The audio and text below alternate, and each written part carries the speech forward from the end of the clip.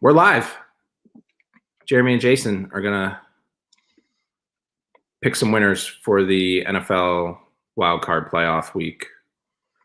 Yeah, we were just talking about how we were trying to figure out how we did last week. We won money. We know that. That's all that matters. It was a pretty good week. Yeah, I think most of our single game picks worked. The Seahawks didn't cover 6.5, so we lost that one. I think the Vikings game was a push, which was new to me to online betting, and I don't know, experienced sports bettors, that if, at least in DraftKings, if you pick the Vikings to, the spread is -7 and they only win by 7, that's a push, which is nice. It's kind of like money I didn't expect the first time that happened. We actually picked them at -6. At the time Jeremy wrote this up, it was -7. When we made the bet, it was -6. But other than that, all our picks came through, and we had a big parlay. It was 7 teams, and the last game was the Eagles with 4 points, and they were up until the fourth quarter when they gave up, or not up. Yeah, thanks, Doug Peterson. Yeah. Appreciate it, Doug Peterson. Appreciate it. It was all right. So we can pick for this week. Let me open up your cards. Colts game. You want just? I mean, there's only 6 games, right? So we can go through one by one. Yeah, we can go through them one by one. Talk about them. This is Colts are playing the Bills at home. Yeah. So before we get in this, I just want to throw a plug for another sport out there real quick. 30-second plug to my man Devin Merritt and his golf company, is apparel line called There You Go Golf. If you're an aspiring golfer, a hacker, or you think you're a professional golfer, go ahead and hit up my man Devin Merritt. You can find him on Facebook or Instagram at There You Go Golf. Get yourself a hat, a shirt, or something. If you're going to suck on the course, at least look good while you're doing it. Okay. There you go. That's the symbol. So wow. Quick plug out there. I didn't know that we could do that. We hadn't discussed this. So I'm gonna surprise you with the plug. I'm gonna do it anyways. Throw it out there. Okay, that's right. Oh, that's nice. I'm pretty sure he won't have a problem with me throwing a plug out there. No, I know. All right, so now back to the pigs. We're regular schedule programming. All right, yeah. Bills playing the Colts. All right. All right, so everybody knows Josh Allen had a horrible showing last year versus the Houston Texans in the playoffs. Maybe nerves, first game, not ready for the spotlight. I think over the last year we can say he's probably progressed better than any other quarterback in the NFL. In this game, Orchard Park, I think, the New York Governor has allowed fans to be in the stadium. It's going to be I didn't know that. Bills Mafia mayhem in Buffalo. I just can't trust Phillip Rivers in this game, especially against Bills corners. I think the Bills are going to I think Leslie Frazier is going to do a great job utilizing man coverage on some not so special Indianapolis wide receivers compared to the corners he has. Indy's going to win this game one way and one way only, and that is by being able to run the ball and control the clock.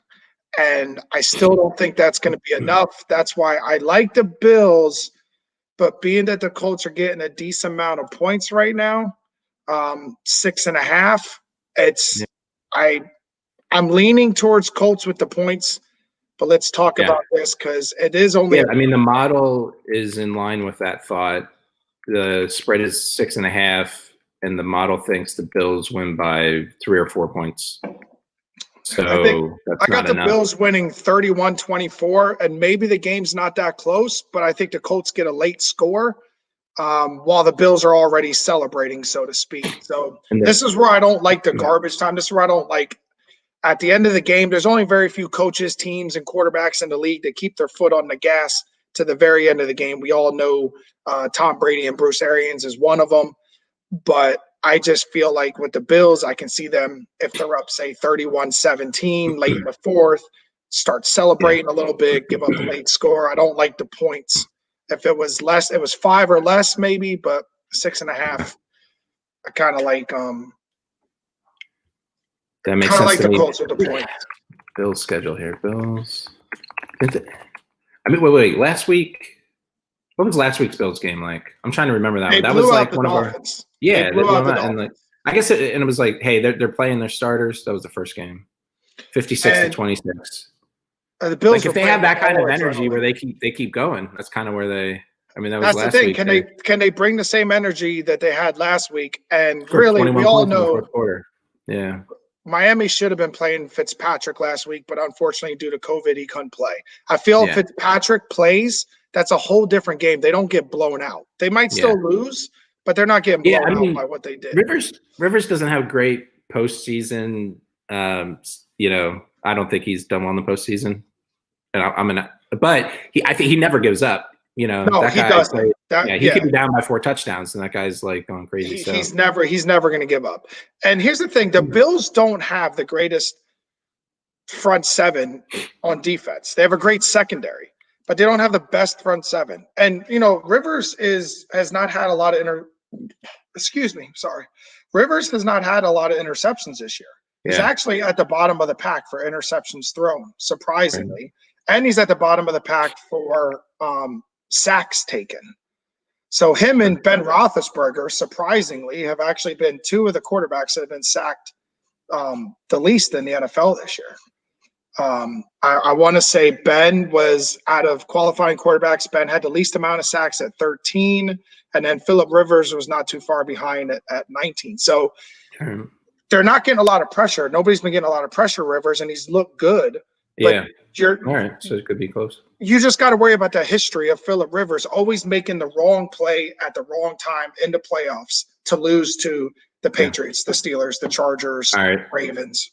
I'll try to keep us going so we can get through them all. But we'll make a pick on every game. I don't know if that's our I think after we make all the picks, we'll figure out like what are the 3 games that we really want to bet on that are the best picks. But okay, so Colts with the points makes sense to the model and to you. Okay, Seahawks versus the Rams. This one was interesting because the model's picking the Rams for some reason. Well, the Rams do have the number 1 pass defense in the NFL. But just look at last week. I mean, we just kind of saw this last week with the Rams with Wolford. What are they going to be able to do on offense? It didn't look like a lot of confidence. It almost looked like the Rams were just saying, "Hey, let's let our defense win this game. Let's not mess it up." I can't see. I mean, the Rams only put up 18 points against the Cardinals. Yeah. With the way the Seahawks defense is playing lately, they get pressure on Wolford. I just can't see Russell Wilson losing to Wolford. Yeah. Is it pretty much the same playoff game at home in Seattle? I just can't see. I don't see that happening. That would be the upset to me of the weekend more than the Bears beating the Saints. If you want me to be honest, I mean, the headline would read Russell Wilson loses to, I don't know, a guy who probably should be a professor at a college somewhere with his name. Yeah. And a 3-point spread. That's a tough one. No, it's not a lot. Here's the other factor is go ahead. Yeah, go ahead. Oh, the Rams have a good running game, though. Like, how are the Seahawks against the rush? The Seahawks are a lot better. The Seahawks are a top 3 defense in the last 10 weeks. Complete opposite from the beginning of the season. But I think this is the key factor, is the Rams can't generate. I don't think the Rams are going to generate a lot of points. I don't think they're going to be able to move the chains easily on the field. If the Seahawks can get the run game going to complement play action, and we all know Ramsey's going to try to take away DK Metcalf. And I think earlier in the year, if I'm not mistaken, Tyler Lockett had like a 10 to 15 catch, 200-yard game against the Rams. But that Rams front line, as good as they are, they're going to get tired, I think, because the Rams can't sustain drives. And they're going to be double teaming, triple teaming Donald all day. I think they're going to move the pocket for Wilson. They're not just going to let him sit in the middle of the pocket so that Donald and Brockers, which Brockers is now playing today. He was out originally, questionable, and now he's playing. But is he 100%? I don't know. I didn't see anything on that. But it's going to be hard. I think it's going to be a hard task for the Rams defense to win this game by themselves. If the Seahawks don't cheat and they play a tight game on D, I see the Seahawks winning a close one by like 4 points. I like the Seahawks to cover because I think they win by about 4, 5, 6 points. I don't see a blowout because the Seahawks haven't been blowing anybody out as of late. Yeah. Your pick is the Seahawks to cover. Yeah, this might be one of those where, like, just because the model's so far off, we stay away from it. Yeah, I don't like this game. I was talking to a buddy. Actually, I was talking to Gil, and we were talking about this game. And I think we collectively thought this was the one game out of the 6 that if we had to stay away from one, we'd stay away from this one. Yeah. And it's only because if the Rams can generate some turnovers on defense, they can turn this game completely around. But I don't see the Rams being able to push the ball down the field if the Seahawks, play smart. Yeah. It'd be like a lucky score. All right. You want to move on to the Tampa Washington game? Yeah, I don't think I'll spend a lot of time on this one. I know Chase Young is coming at the GOAT, and I know the Redskins probably have one of the 2 or 3 best defensive lines in the NFL, but they're going to get tired. The Redskins offense is horrendous. They have nobody to stretch the field. They have one guy across the middle, their tight end. He's going up against a good defense. Gibson's been banged up the last couple of weeks. McKissick got banged up a little bit last week. Alex Smith is on half a leg, and I don't mean that to be, we all know what he's come back from, but realistically, I think Todd Bowles is going to dial up some stuff that's just going to give him all types of problems. And Brady's going to hit the deep ball because the Washington secondary is not good. And and we all know if Brady doesn't get pressured, if he has time to throw the ball down the field with the weapons he has, they've been putting up 40 plus in a few of the last couple games, and they will not take their foot off the gas, unlike some teams. Yeah. I just don't see any way possible that Washington wins this game. No way. I don't even talk upset. I don't even talk about upset. I think earlier in the week it was like 8, and now it's 9. But I guess you got to count on Tampa Bay to cover. I think they've covered against the spread quite a bit this year, but they had some trash games too. I feel like we got burned on. Yeah, I don't think Tampa's going to blow the doors off and put up a 40 burger like recently, but I do think they win, and the score is not as close as it looks, and they win by 10 at least, 10 or more, and just an ugly game for Washington. Yeah, I mean, you got to assume that Tom Brady and the Buccaneers would be one of those teams that like turns it on a bit in the playoffs. You would hope. And they are calling for breezy. I mean, they're playing well in general, but they're just going to turn it up. Yeah, what's that? And the weather's calling for breezy. It's supposed to be winds of over 15 miles per hour, a gust of 20-something.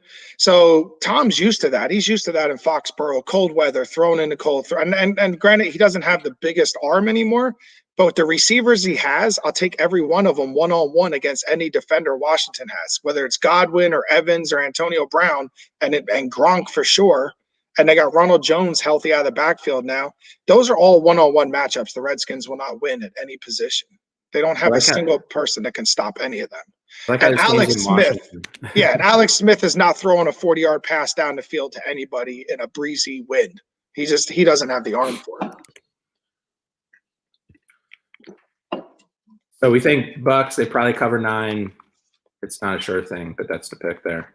Yeah, I'm still taking Tampa Bay to cover. I like Tampa Bay. I know it's a lot of points. You're talking playoffs. You don't see this week has a couple double-digit almost spreads, and you don't see that too often. But I think this is one of them where Tampa comes out and makes a statement. I think Brady has a chip on his shoulder. He's proven a point. And the last person I'd want to play with a chip on their shoulder is Tom Brady when he has weapons. I mean, a chip on the shoulder last year in New England doesn't matter with the team he had around him. But with the guys he has right now, I wouldn't want to play him with a chip on his shoulder. He's too smart.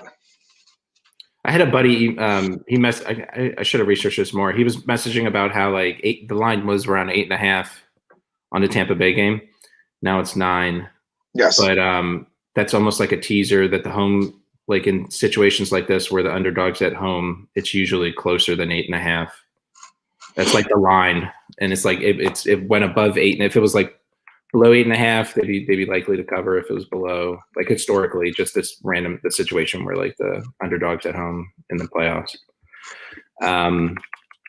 I don't know. I mean, specifically this team, Washington, like, do they have it in them to keep it close? And Tampa Bay is going to be on the gas the whole time. I mean, Washington, I think they've averaged like 18 to 19 points a game for their last dozen games. They're not blowing the door. They're not scoring and blowing the doors off. I mean, they had their little 4-game win streak, because they played elite level defense and they had the run game going, and Alex Smith Yeah. was just managing. Yeah. But I mean, the Washington's missing a couple linebackers today. It's just, it could get ugly.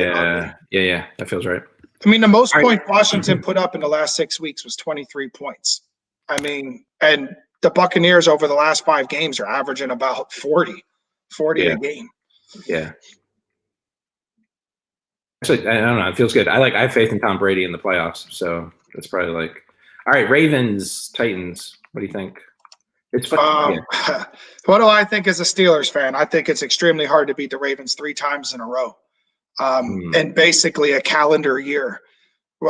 Lamar, we know his struggles in the playoffs. I think his career playoff is like 49% completion percentage. He has like 3 touchdowns, 3 interceptions, 2 lost fumbles.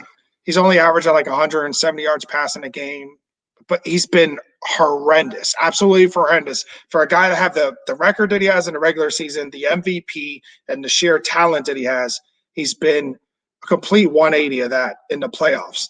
With that said, that Chargers team that he faced with the Bosas of the world and the Ingrams, and then the Steelers, and then his losses to the Steelers in the regular season with the way their defense is built. And I know Tennessee got him earlier this year, but we all know the Ravens earlier this year was not the same Ravens teams they are now. I don't think Tennessee's defense is built to be able to stop Lamar Jackson the way other defenses are built. Tennessee has 0 pass rush. They have a terrible secondary. I think this is going to be a higher scoring game. I like Baltimore, and I like Baltimore to cover. I think Henry's going to get his 200 yards. I think the only way Baltimore loses this game outside of an injury is if they try to be cute, and instead of doing what works for them, they try to say, you know what, we have a play action passer in Lamar Jackson who we think is better than Tannehill, which numbers would show just about nobody's better than Tannehill with play action right now. And he can thank, Derrick Henry for that. And then the other thing is Tannehill has Corey Davis and A.J. Brown at wide receiver, 2 monsters, where no matter if you throw them a 5-yard pass or a 40-yard pass, these guys are going to get the ball, and they're playmakers, and their tight end is no slouch. Lamar doesn't have that.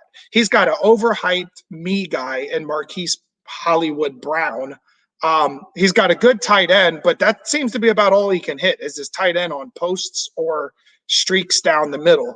So if the Ravens do what the Ravens do best and just continually pound the rock and keep pounding the rock, and I don't care if they get down by 10, just keep running the ball, they will wear out what little bit of a front 7 Tennessee has, and they will be able to break some big ones at the end of the game. But John Harbaugh, if he tries to be too cute and wants to showcase Lamar Jackson's arm versus legs, Tennessee could win this game. But I'm going to bank on the Ravens winning at home in some cold weather, being able to run the ball with multiple guys where Tennessee's only relying on King Henry, rightfully so. So I think they finally break the streak of losing 2 in a row to the Titans. And a close game, an extremely close game, like a 28-24, 28-23 game.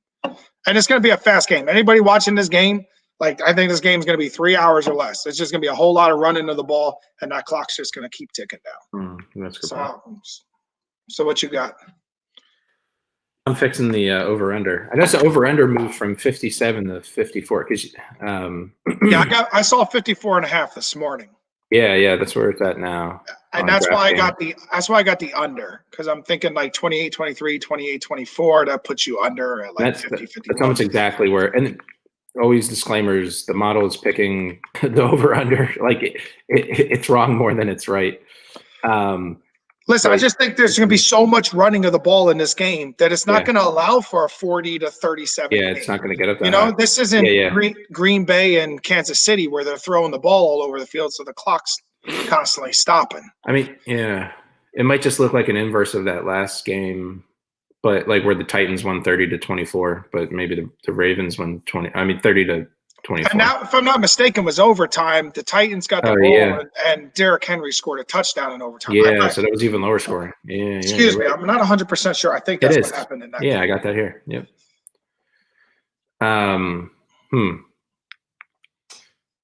Yeah, I mean, the model's picking the Ravens by 3, so it's like that's exactly where the line is.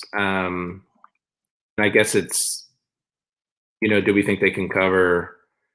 Or, I mean, some of these games by 3, I think we might just end up betting some of these close games on the winner, like Seahawks to win, Ravens to win. Although I don't know, that Rams scares me. Yeah, maybe just Ravens to win, knowing that it might end up just being close. And another thing that's key in this game is the Ravens have. I know Sanders made the All-Pro team as the kicker, but that's because he had more chances in Miami to kick field goals because they weren't scoring touchdowns. But if you're giving me any kicker in the NFL in any weather, in any situation, in any game, I'm taking Justin Tucker. They've got the best kicker in the NFL. That will come into play in a cold running game where maybe if they can't get into the end zone, I trust the Ravens kicker. Cool. How about the Saints game? Saints and Bears. I know you're a Bears fan. I'm going to let you go first. You're the Bears fan, so I'll go first on the next one.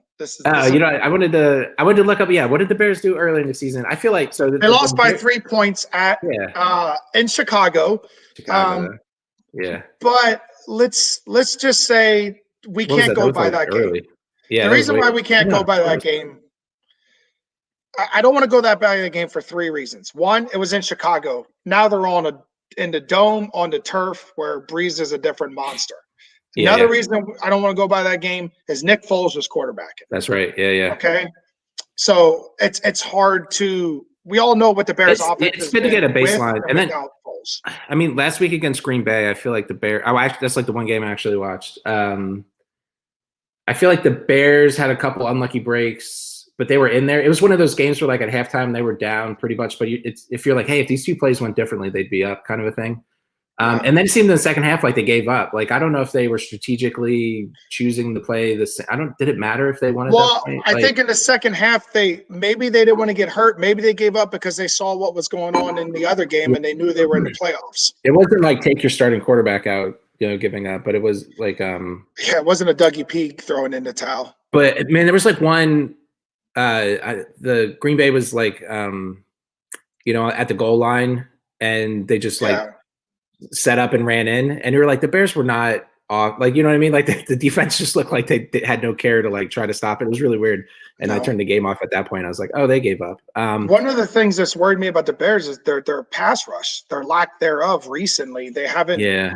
They're double teaming Mac, and Mac is just not getting the plays, and other people aren't stepping up. And your secondary is banged up a little bit. They've been giving up some big plays, and the Saints are healthy. Yeah. I think it's the first time all the key players for the Saints offense are all playing together in months, in a long time, where you have Kamara and Thomas and Murray and Sanders and Cook and Breeze and Taysom Hill all on their home track meet, and they're ready to go. And that's just the biggest recipe for a disaster I see for the Bears is how fast the Saints defense is. They are extremely fast on their fronts, in their front seven, and on their backside. And Allen Robinson's a good wide receiver. He can beat some one-on-ones, but he's not blowing by anybody. And the Saints have a physical secondary. I think the Bears are going to struggle to get open. And Cam Jordan and them boys are going to get after Mitch. They got to be able to move. Nagy's got to move the pocket. He's got to get Mitch out of the pocket. Hendrickson's not playing for the Saints, which at one point he was leading the league like halfway through the season in sacks. So that's a plus for your offensive line, but not too much of a plus. I see Trubisky stepping back in this game and making some mistakes that he didn't make the last couple games of the season where you guys were averaging 30 points a game. Yeah, I mean, it's got to be new pressure for him. So, I mean, I don't be happy to be there. You got to be happy to be there. You lost 5 games in a row and still made it. It's it's nuts. If you were in the AFC, you wouldn't be there. I think that I should have went back and looked at it. We bet the Bears with points a couple times and they barely lost that. But I think on the season, the Bears with points was a decent bet. But I don't know if it works here. I think the spread's too big. Maybe I think But we did talk one of those to like watch if the Bears take like an early lead. This is one of those ones, Jay, where we talked about like a backdoor, and we were talking about what if the Saints are up 31-17 late in the game, and the Bears, the Bears get a score. This is where I don't like the way the NFL's played today versus I don't remember in the late 90s, early 2000s, teams just constantly taking their foot off the gas, allowing all these garbage time yards and everything on the back end. It's why guys in fantasy like Matt Stafford are a good quarterback to have because nobody's picking him. And, in the first couple of rounds, he's always available in round 10, and the Lions are always losing. So this guy's always thrown for 300 and some yards and 3 touchdowns. So I kind of feel the Bears early with Trubisky, what did they win like the first 4 games? And like 2 or 3 of them, they won in the fourth quarter by double digits. Like they had 14-point comebacks twice. Is that going to happen? Like, now not against the Saints. If they're down 14 points to the Saints late, the best they're going to do is lose by 7. I don't see. If we're dreaming, that's like the dream. Hey, you're a Bears fan. You got a dream, man. I tell you what, they win this game. That's. I think probably maybe we should look at the Saints schedule. Well, the Saints I think the Saints don't really run it up, do they? Like if you look at a lot of the Saints games, they get closer than you think they should when they. Well, you got to remember the Panthers and the Vikings. But remember, the Saints were missing Breeze. The Saints were missing Breeze for 4 or 5 weeks, and Michael Thomas almost all year, and Kamara for a few games. So the Saints, they're at full strength, and you saw what their offense can do when they're not at full strength. So you would bet Saints to cover here? I mean, it's close. It's funny, like a lot of these games, like the model. I mean, everyone is betting on these, and whatever, like that. People are smart. Like okay, so 10 feels like a good number. I think I looked up some stats on the Bears this year. Teams that they played were predominantly running teams. The games were scored lower, obviously, because you're running the ball versus throwing. We talked about time of possession and everything. But also because the Bears are a way better team against the run than they are a pass. You look at the teams that they played that can throw the ball.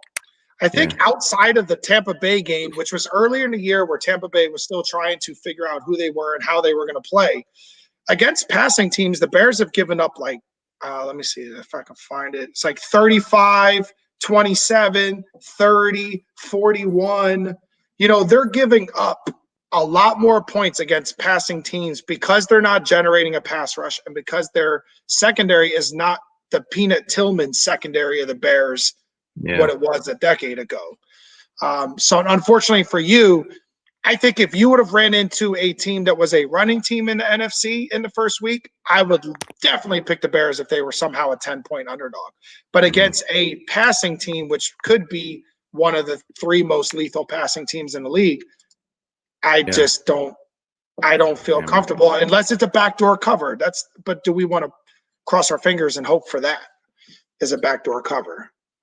Yeah. Maybe we hedge it. Maybe we play some bets where we're like, all right, Bears cover, Bears. I'm gonna check in with you at halftime because I might be watching that game, and then I'll might be. You better be watching that game. Hey, Kimmy, sorry, got to keep the kids busy. Do something for those 3 hours. Or Jason, I don't know, man. My life is crazy. I don't know what I'm doing at any given time lately. But yeah, I think at halftime, if the Bears are losing, I think I'll have a feel for will they be able to keep it close, or are they going to get blown out, and make a halftime bet on that based on that if the line is good. So it'll be fun. I'll check in on that one on halftime probably. All right, yeah. So the official pick. What was your official pick on the thing? Was Saints to cover? I'm taking the Saints to cover. I think they're going to make a statement and they're going to cover. And technically, the model is picking the Saints to cover now too, like at 10.5 over 10. So I think Kamara alone is going to have 3 touchdowns. He's going to have 1 rushing, 2 receiving because there's not a single guy on your defense in the front 7 that's going to match up with him out of the backfield and chase him down the field. I mean, we'll see. Maybe I should expect the worst. I really just see the Bears kind of going down by a touchdown or 2 and then just losing their shit and trying to pass deeper and lots of interceptions in the game. In Chicago, I would take the Bears in the points. I would take the Bears with 10 in Chicago because of swirling winds, cold weather. It's a dome team. You know how dome teams are when they got to go out and play in the cold. But in New Orleans, on that field with Sean Payton and a healthy group, I like the Saints. All right. Now, this is one of those ones where you bet the Saints, Jay, but maybe you're even happier. You'll be happier if the Bears win. You don't care about the money you lost. Yeah, there you go. You get a free ride in a sense. It's a win-win situation for you. Yeah. I'm like, if they lose, I'm like, what am I going to spend my money on to make me feel better? All right, Steelers Browns game. What's going to happen there? All right, what's going to happen here is my Steelers are finally going to make a statement and make a statement on offense. I think the Steelers really only have to do one thing in this game. They have to just not play down to the level of their competition, which has been the hardest thing that I've noticed in the entire Mike Tomlin era that I can recall. That we just yeah. Whenever I'm watching the analysts make their picks, and let's say 6 people are picking, if I ever see where they all pick the Steelers, I put my money on the opposition. Because more often than not, that's when they have a letdown. But everybody's going to say, well, last week the Browns didn't have players too and blah, blah, blah. Well, we played them earlier in the year, beat them 38-7. Played them last week with Mason Rudolph. I think the Steelers were testing the deep ball and some of their deep routes last week with Mason Rudolph, who doesn't have the arm that Ben has. The velocity, at least. He could throw the ball far, but not velocity. And it was working. And now you're looking at a depleted Browns secondary. I mean, I'm not sure if everybody's tracking, but I know of 3 guys in the secondary that are out for COVID and another one who is waiting to find out more test results. They lost their second best defensive player overall in Olivier Vernon last week. So the Steelers helped themselves last week, not to wish injury on anybody. So now you don't have to worry about him blitzing. He's one of the best blitzing linebackers and getting sacks, and he's great in pass coverage. So now Ebron's back. So now what linebacker are the Browns going to match up against Ebron? Or what safety? Because now they have safeties that are out. I think it's a nightmare matchup for the Browns secondary. And they gave up 300 yards and 3 touchdowns to Rudolph. If the Steelers come out and don't play that conservative run, pass kind of offense, and they come out and they let Ben go wide and they let him run the offense, I think the Steelers get up big and they get up early big. Because the Browns are going to have to rely on Chubb and Hunt. They got to try to control the clock. If they get into a high-scoring passing game, I think Baker's going to make mistakes. That's not where he excels. So I like the Steelers. At first, I kind of like the Browns with the points. But after seeing the head coach is out. So once you get past the 15 scripted plays from the head coach, what's this third-string, supposedly head coach guy going to do? I mean, against one of the best defensive schemes in the NFL and some of the best defensive players who are now all rested. Cam Hayward's rested. The Steelers had a bye week in week 4. They played 3 games in 12 days. No excuses, but anybody that plays a sport, played football, knows you play 3 games in 12 days, you're going to be tired. So our defensive line is healthy. Nobody's out. Forgetting the injuries to Bud Dupree and Bush early in the year, I believe Spillane may be back. Vince Williams rested. Williamson's rested. TJ Watt's rested. The only person that could be out for our secondary, I got to double check, would be Joe Hayden. But I'm telling you, everything points to the Steelers running away with this game, which is what scares me the most. It all comes down to, does Mike Tomlin have the Steelers ready to play this game like it's a Steelers-Ravens game? Don't know why they don't get up for the Browns like they get up for the Ravens. If they can get up for this game and they come out ready to play, the Steelers run away easy. They win by double digits. So that's what I need to see. I need to see the first quarter. I need to see which Steelers team shows up. But for betting purposes, I'll take the Steelers to cover 6 because that's a full touchdown covers. I like that. I like that, especially after what I saw last week. If the Browns would have blew us out last week, and really made a statement and built up their confidence. And I know Baker had his little 3-yard run for a first down and started dancing and pumping his fist and spinning the ball and acting like he just won the AFC Championship game. But what you really did was you beat the Steelers B squad by 2 points. Yeah. So if you're trying to get confidence off of that, we all know that's a false confidence. If anything, I think it gave the Steelers more confidence going. Yeah, they got information from that game, and So I like the Steelers. I like the Steelers to cover. Okay. Jeremy likes the Steelers to cover. The model technically is picking is thinking the Steelers, it'll be closer. They'll win by 2 points. And so I don't know if the model's taking into account a missing head coach and 7 missing defensive players, a missing wide if for receiver. sure, then it doesn't know that much. Oh, not to mention the Browns all-pro guard, not first-team all-pro, but he's an all-pro, and he's probably, I think he's rated their first or second best offensive lineman. He's out. And guess who lines up over top of that position? Cam Hayward and Steven Tuitt. So good luck to whoever the Browns backup is stopping 2 of the best interior defensive linemen in the NFL. Yeah, I think that's a good point. Like the model isn't, magic. It's just the way I like to treat the model is like if you had like a really nerdy friend who internalized all the stats and was like technically this versus that, and like who they would pick. And then you'd be like, they're not paying attention to the other stuff, like you said. It is interesting. This version of the model that came up with this picks this week, like picked every game but the Kansas City game last week, which Kansas City had B squad in too. But I was going to say, hey, that means the model is pretty good at picking. But if Steelers had B squad in too, and it picked like this last week, it picked, the Browns to win by a point or so.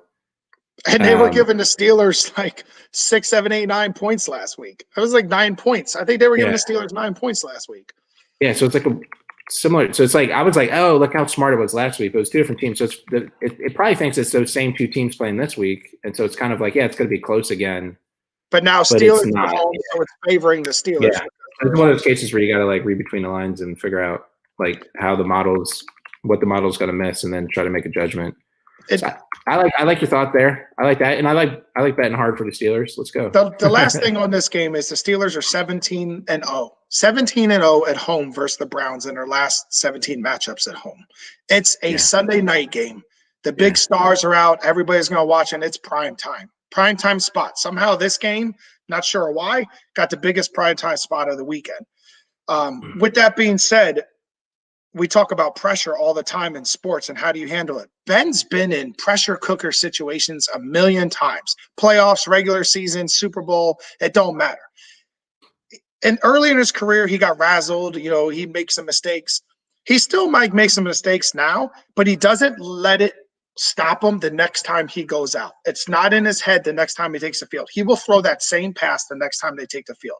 What I want to know is when Baker steps on the field, with all the pressure and the weight of the dog pound and everything on him and what he knows people are saying about him and how they're saying if he loses this game, Baker's just a game manager. What's Baker going to do if he does the same thing he did last time he faced a full defense of the Steelers where he threw a pick 6 to Minka on the first drive? If he comes out and throws a pick in his first 2 drives, what's going to be in his head the rest of the game? And then we all know what Baker does when he's got happy feet and somebody's in his head.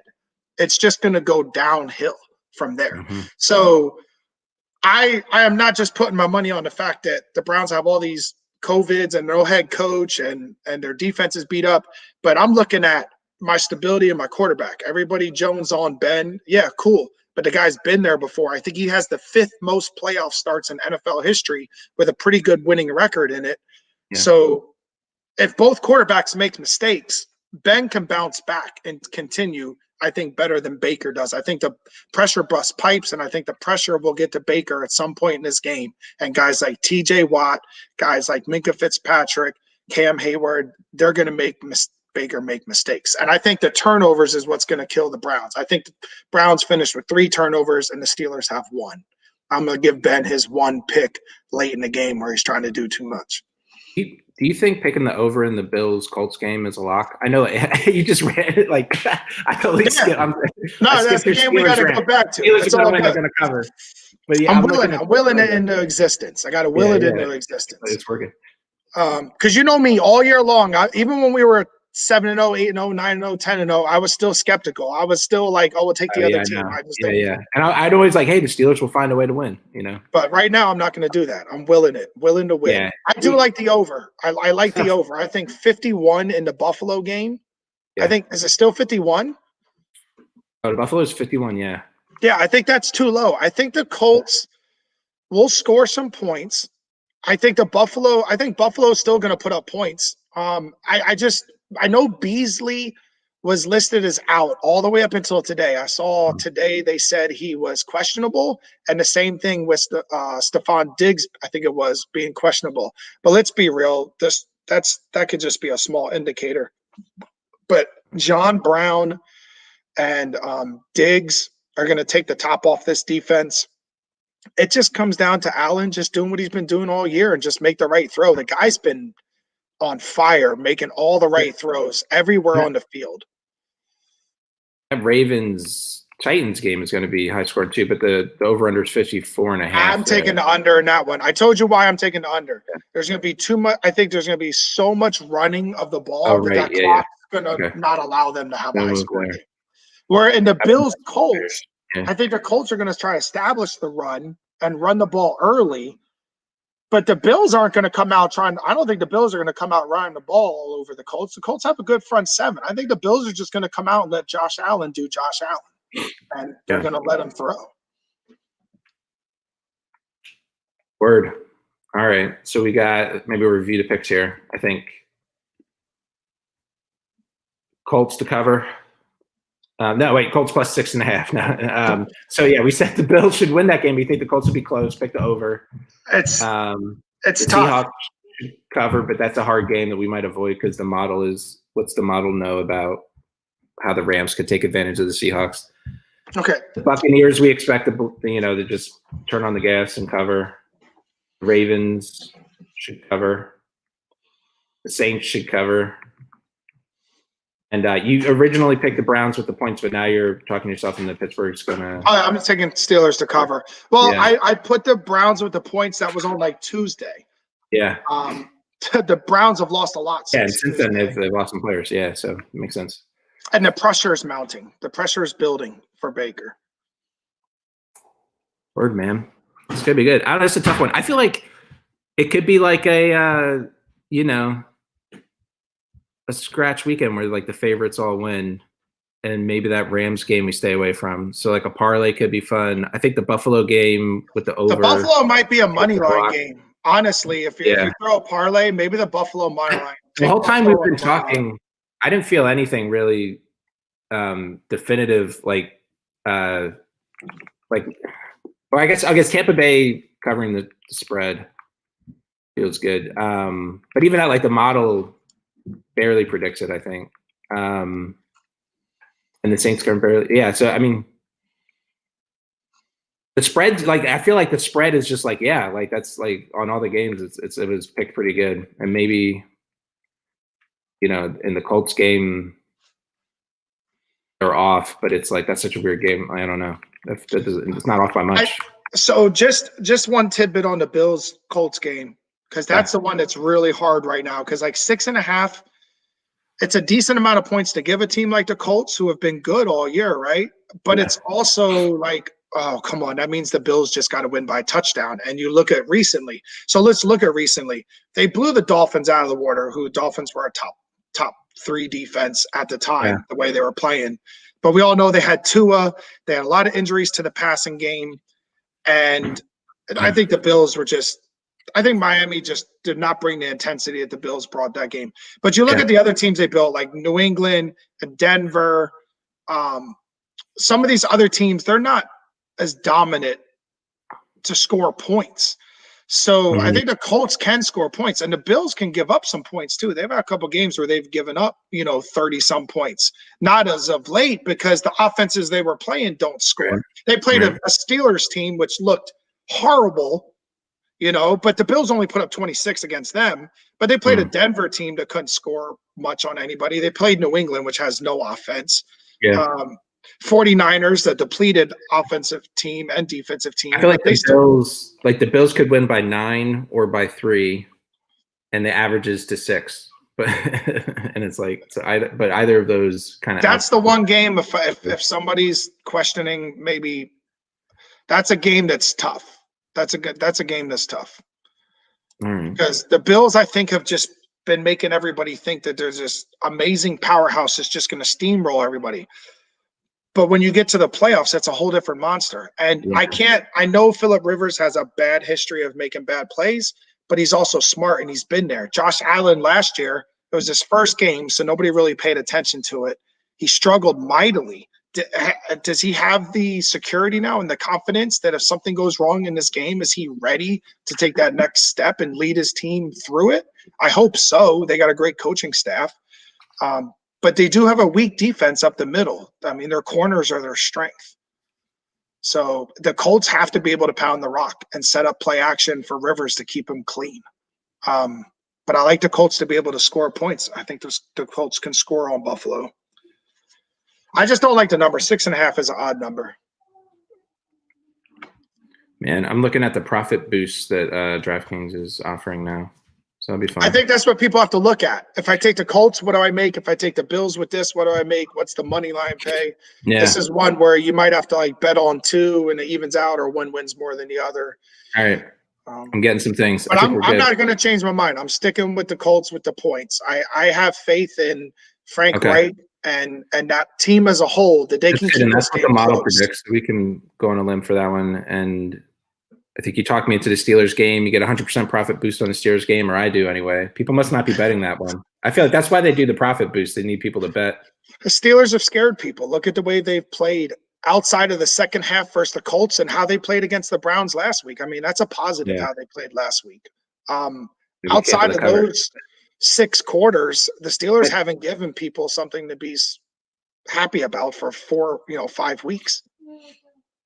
Yeah. So let's go. I think we're ready to roll with that. All right, man. Good luck to everybody's teams. Hopefully nobody suffers any big injuries, and let's see if the Bears can make at least keep it entertaining. I just want to I like entertaining games. I don't have high. You want to still be watching the game with medium to low blood pressure in the fourth quarter. That's it. Yeah. There's a chance it's exciting. Something's happening. They could lose by 20 points, but there's a couple really good interceptions or something. I don't know. One thing I will say is there's a chance in every one of these games, for the most part, for an old quarterback, 37 years or older, to beat the younger guy. You got the Colts, Phillip Rivers, 39 against a young guy. Russell Wilson, I mean, he's not old, but he's older than whoever he goes against. Tom Brady, 43 years old versus Alex Smith. In the Ravens game, that's the one. You don't have 2 old guys in that one. You got Drew Brees, another push 40 over Mitch, and then you got old Big Ben and Baker. So you got some old school quarterbacks trying to keep it going for their generation. It's a lot of knowledge, man. That's over 100 and some playoff games between those guys. It'll be good. Good football. All right. Well, let's see how we do. We'll come back next week and see how we do with it. Yeah. See ya. All right. Later.